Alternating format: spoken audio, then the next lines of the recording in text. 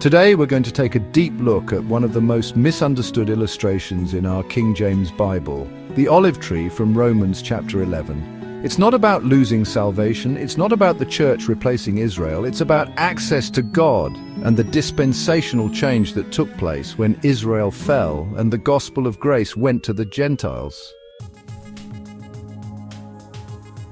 Let's rightly divide the word of truth, as it says in 2 Timothy chapter 2 verse 15. And let Scripture explain Scripture from a King James Bible. The olive tree is symbolic of God himself, access to him, not salvation. Jesus said, "I am the vine, ye are the branches," as found in John chapter 15 verse 5. In time past, Israel, the natural branches, had direct access to God. Gentiles did not. If a Gentile wanted to be saved, they had to go through Israel and her covenants.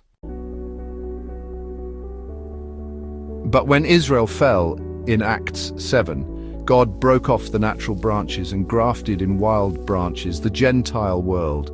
This means Gentiles as a group were now able to come to God without going through Israel. That's a dispensational shift.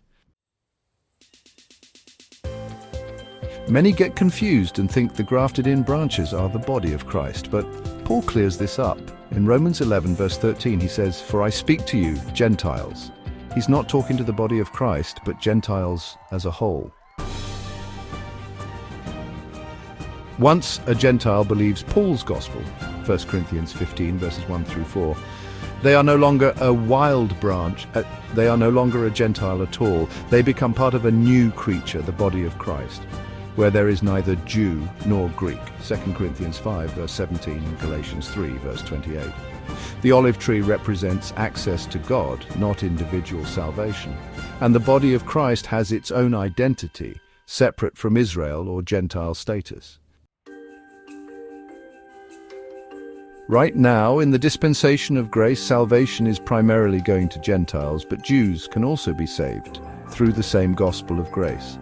But most Jews are partially blinded today because they reject Jesus Christ as the Son of God. And because of that, most Jews will reject the only gospel that saves today, the gospel of God and Paul's gospel of grace. But Paul gives mankind a warning. This offer of mercy won't last forever. In Romans 11 verse 25, Paul says that blindness in part has happened to Israel until the fullness of the Gentiles be come in.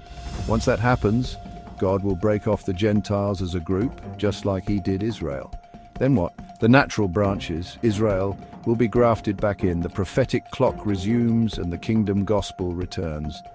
Paul's gospel will no longer be in effect after the rapture of the body of Christ. So why don't most churches teach this clear dispensational truth? Because if you admit water baptism isn't for today, you also have to admit tithing isn't for today either. And that threatens the offering plate. Many church leaders fear they'll lose financial support if they teach what Paul actually taught. But Pauline grace churches exist, and they thrive, without twisting Scripture or burdening the saints with kingdom laws that don't apply to us today. Understanding the olive tree isn't just about theology. It's about seeing where we stand in God's plan. We're not Israel. We're not waiting for prophecy to be fulfilled. We're part of something new, something revealed only through Paul, the body of Christ, which is the new creature. So don't confuse kingdom doctrine with Paul's grace doctrine. Believe Paul's gospel of grace, 1 Corinthians 15 verses 1 through 4. Rest in your identity in Christ for this dispensation of grace according to Paul's sound doctrine found in Romans through Philemon, and study the King James Bible rightly divided to show yourself approved unto God, 2 Timothy 2 verse 15.